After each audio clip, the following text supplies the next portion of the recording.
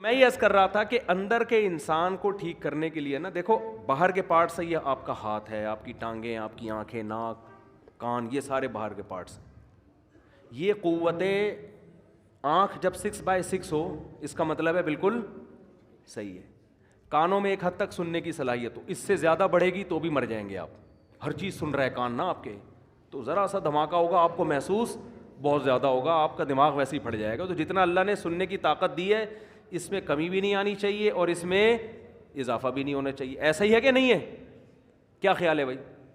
دانت میں اتنی طاقت ہے کہ لوہے بھی چبا رہے ہو آپ، تو خطرناک ہے آپ کے لیے، اس لیے کہ پھر آپ لوہا چبا کے کھا جاؤ گے، پیٹ تھوڑی برداشت کرے گا. یہ دانت اتنا ہی چبا سکتا ہے جتنا میدا آپ کا برداشت کر سکتا ہے، اس سے زیادہ دانت کو بھی اللہ نے صلاحیت نہیں دی ہے. تو ہر چیز کو اللہ نے خاص اعتدال کے ساتھ رکھا ہے. تو خوب سمجھ لے اندر کے انسان کی بھی کچھ قوتیں ہیں جو محسوس ہوتی ہیں، نظر نہیں آتی. اندر کی قوتوں میں ایک قوت ہے خوف، ڈرنا، ایک قوت ہے محبت کرنا.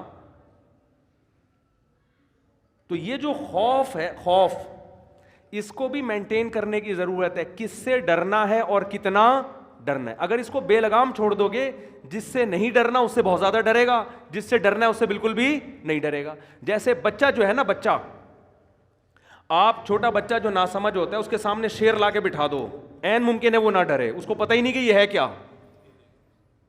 سمجھ رہے ہیں؟ عین ممکن ہے کہ وہ نہ ڈرے.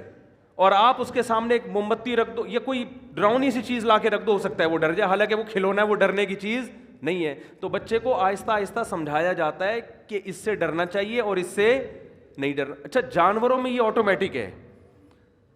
مرغی کا ایک دن کا چوزا ہوگا، بلی کو دیکھ کے ڈرے گا، بچہ بلی کو دیکھ کے نہیں ڈرے گا. جب وہ دیکھے تھوڑا بڑا ہو جائے گا نا، سمجھدار، پھر ڈرنا شروع کرے گا، ورنہ نہیں ڈرتا وہ، حالانکہ وہ نقصان پہنچا سکتی ہے اس کو. ہماری چھوٹی بچی ہے، اس کو بلی کا نہیں پتا تھا نا کہ بلی بھی مار سکتی ہے. اس نے بلی کو اٹھا کے ایسے ایسے یوں کر کے، ابے ہم نے کہا بھائی اس نے، وہ بلی بھی گھنی بن کے نا بڑے آرام سے.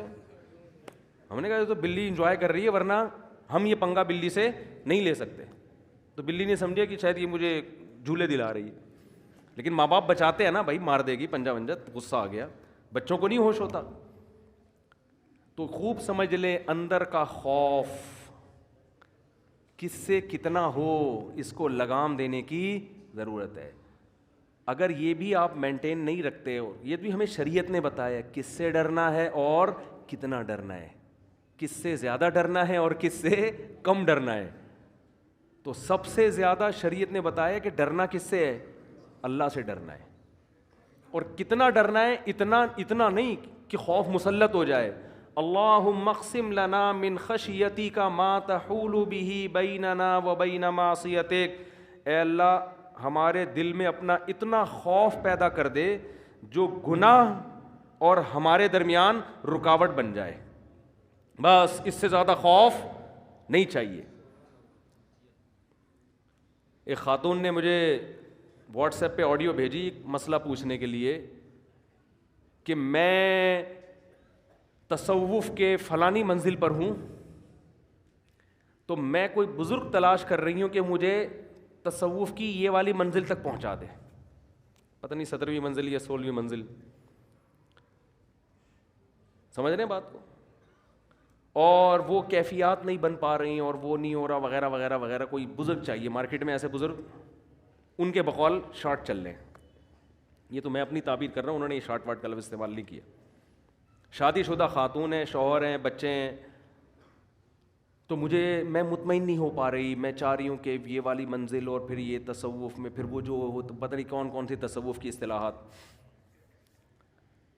میں نے ان کو جواب دیا، میں نے کہا آپ یہ سب کچھ اللہ کو راضی کرنے کے لیے کر رہی ہو؟ ہاں جی اللہ کو راضی کریں. میں نے کہا 5 ٹائم نماز پڑھیں، اللہ توفیق دے رات کو تہجد پڑھ لیں، 24 گھنٹے میں کم از کم ایک دفعہ اللہ کے سامنے لمبی دعا مانگنے کا معمول بنا لیں. گریبی بھی ہے، تہجد گریبی ہے. اور زیادہ نیک بننا ہے، صبح شام کی تسبیحات. سمجھیں، فجر کے بعد 100 دفعہ تیسرا کلمہ یا چوتھا کلمہ، درود شریف، استغفار، اور شام کو بھی. اور اپنے میاں کو کی شکر گزار بنیں، بچوں کی تربیت کی فکر کریں. اتنا صحت کے لیے بولو کافی ہے.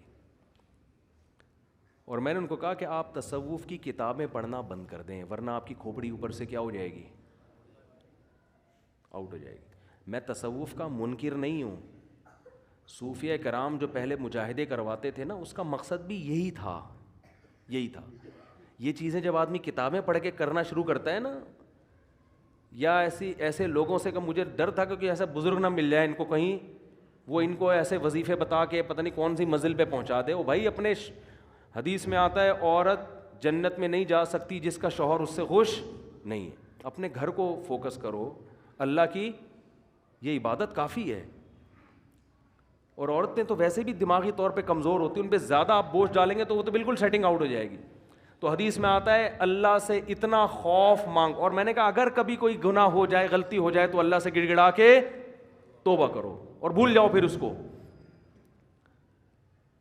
تو نبی صلی اللہ علیہ وسلم نے دعا سکھائی، اللہم اقسم لنا من خشیتک ما تحول به بیننا وبین معصیتک. اے اللہ اتنا خوف چاہیے ہمیں کہ جو ہمارے اور گناہ کے درمیان رکاوٹ. آج اتنا خوف بھی نہیں ہے، اور جس میں ہے وہ وہمی بن جاتا ہے. اس خوف کو بھی اعتدال پہ لانے کی ضرورت. یہ ساری چیزیں نا انسان کو کے دماغ کو مینٹین رکھنے کے لیے، جیسے گاڑی کی سروس ہوتی ہے، آئل چیک کیا جاتا ہے، بائکوں کی سروس ہوتی ہے، ٹیوننگ ہوتی ہے، اسی طرح انسان کی بھی سروس اور ٹیوننگ کی ضرورت ہے. اس میں خوف اتنا ہے یا نہیں ہے، یہ بزرگ کرتے ہیں، یہ ڈاکٹر نہیں کرتے. اب دیکھو ان ڈاکٹر نے شوہر سے طلاق کا مشورہ دے دیا تو کیا مطلب؟ اللہ کا خوف پیدا ہونا یہ چاہیے. اس عورت کو کہو کہ اللہ کا خوف پیدا کرو اپنے اندر. یہ جو تم ناشکری کر رہی ہو نا، شوہر اگر بیسک حقوق ادا کر رہا ہے اور عورت اس سے خلا مانگتی ہے، نبی صلی اللہ علیہ وسلم نے فرمایا وہ عورت جنت کی خوشبو بھی نہیں پائے گی، جنت کی خوشبو بھی نہیں پائے گی. تو خدا کا خوف اپنے اندر پیدا کرنے کی ضرورت ہے، اور یہ خوف تمام خوفوں پہ مسلط ہو. اور اگر یہ ابھی سمجھ میں نہیں آیا تو مرنے کے بعد سمجھ میں آ جائے گا یہ، لیکن اس وقت اللہ کا عذاب نظر آئے گا، اس وقت خوف کا فائدہ نہیں ہوگا. تو محبت کتنی پیدا کرنی ہے، خوف کتنا پیدا کرنا ہے، لالچ کتنی پیدا کرنی ہے، حرص کتنی پیدا کرنی ہے، طمع کتنی ہونی چاہیے، یہ ساری چیزیں پیغمبر بتاتے ہیں کہ اس میں اعتدال کیا ہے. کیونکہ وقت مکمل ہو چکا ہے، یہ ٹاپک ابھی بہت زیادہ باقی ہے، تو پھر موقع ملا اگلے ہفتے اس کو لے کے انشاءاللہ چلیں گے کہ یہ تمام چیزیں کیسے مینیج ہوتی ہیں اور کیسے اپنے اندر پیدا کی جاتی ہیں. خوف پیدا کیسے ہوگا، سمجھتے ہیں کہ نہیں سمجھتے؟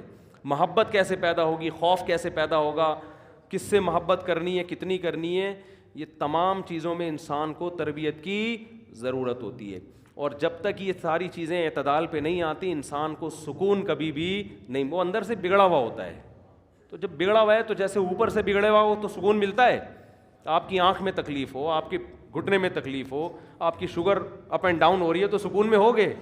تو ایسے ہی میرے بھائی اندر کا انسان اگر اوپر نیچے کلابازیاں کھا رہا ہے اور اس کے اندر کی قوتیں ان میں اعتدال نہیں ہے، تو اندر کا انسان بھی انسان کا بچہ نہیں بن سکتا اور اس کو سکون نہیں، بلکہ زیادہ بے سکون ہوگا وہ.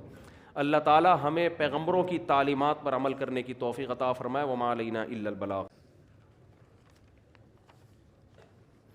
حنبل احمد صدیقی، منیر احمد صدیقی ولد، اور دلہن کا نام زویا ساجد بنت ساجد انور. دلہن کے وکیل کون ہیں؟ واجد انور. شروع کر دیں بھائی. واجد انور صاحب کہاں ہیں؟